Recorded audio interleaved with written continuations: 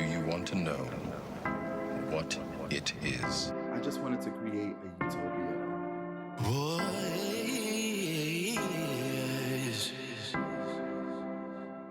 tell me when, roll it up.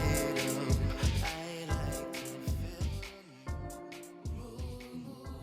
I've been thinking about this a lot recently and how I really didn't feel like I had a safe space truly until I went away to college and was pretty much like living on my own and amongst people who were just like me and studying theater and being an artist every single day. So that was really what I wanted to capture in the project. I wanted to create a soundscape of just pure utopia, a wonderland, somewhere that was meditative and safe, where you can express yourself and be as free and queer and liberated as you possibly can. So that's why I was inspired by, of course, Alice in Wonderland, but my really good friend David Davis, who's on Excellent, he and I would literally just go out. We would go to Queen a lot, and I was just enthralled by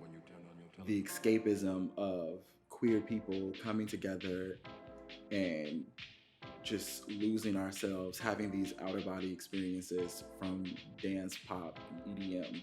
That was just a realm that I wanted to tap into.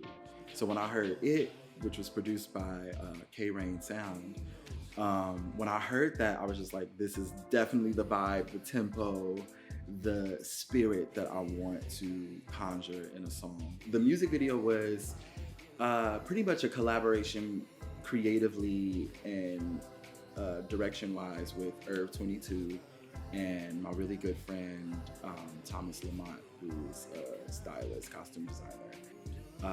We really wanted to tap into just African spirituality and the concept of someone who cannot go through the mundane flow of life, of just the slavery of a 9-to-5 and sort of existing in a heteronormative and toxic masculine environment. I mean, we live in a patriarchal society, so like it's very clear when you're born in this masculine shell, or what people perceive you to be as masculine. It's very clear when you finally say, hey, this is not exactly, I don't fit into this mold that you all created, and I'm actually something else. I embody a lot of femininity, or that is what I am. You really just start to see like the toxicness of that culture and how it's extremely oppressive for people who are not masculine.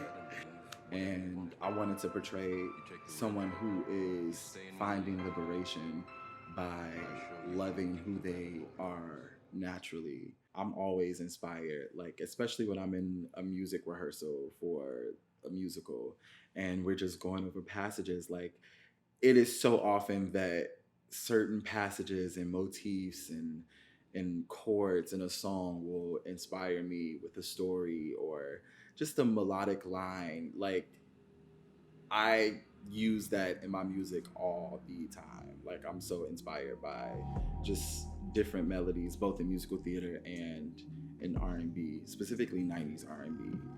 Let's get it. Growing up was super into just the R&B that my mom was playing. So I have very vivid memories of TLC, Crazy Sexy Cool, Waterfalls, Creep, Lauryn Hill, Barry White, Shantae Moore. So just like those like early 90s R&B hip hop. I could bend into any shape.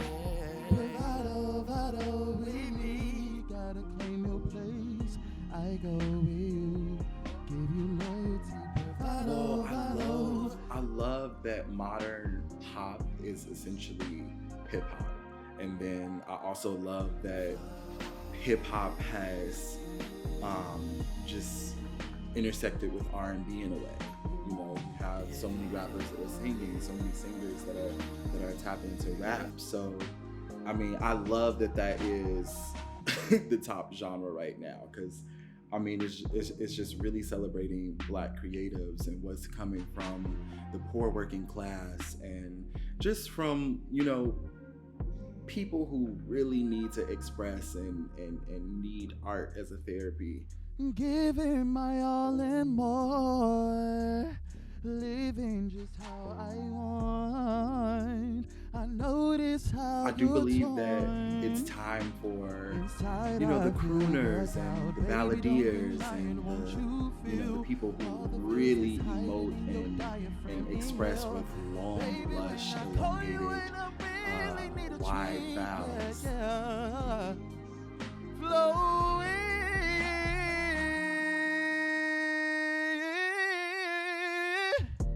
That's something that I'm certainly missing and certainly excited to incorporate in my music, because the vocal performance is everything for me. We love a good acrobats and expression and harmonies. Babe, yeah. Anytime I'm not performing, I'm like, I wish I was performing. I wish, you know, I wish there was a show, you know, or I'm antsy to get to that show. So, I mean, it's a high for sure.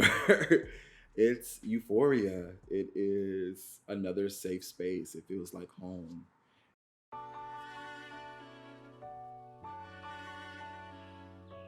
So you're gonna see a lot of photos, but these are two of my ancestors. This is my grandmother, Minnie Lassai, and my namesake, Bernell Lassai Sr. This is a part of my ancestral altar, so like, I'm in constant communication with them. I am just so grateful, and despite their physical presence not being here, like, I feel them all the time in the spirit world.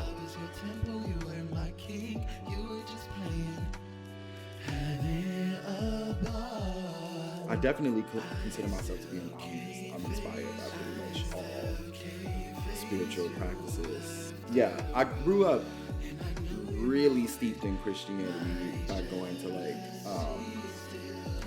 private Catholic elementary and high schools. And I know you know it.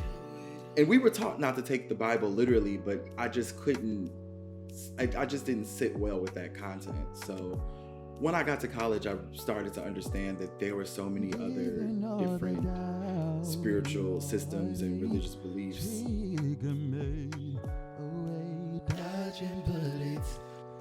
Baby, when you had it, I obeyed. Specifically West Africa, and understanding Yoruba culture and Ifa, and just doing my own research for a long time until I came back home to Chicago and found Ekbe, which is essentially a study group of people just studying Ifa.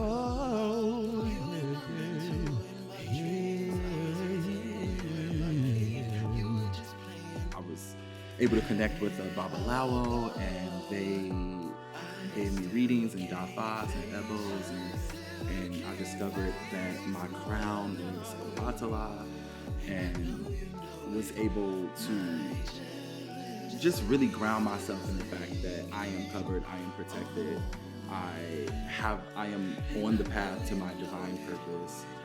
And it really just, that inspiration really just bled into my art, because it was a part of myself that I really was able to tap into and unlock.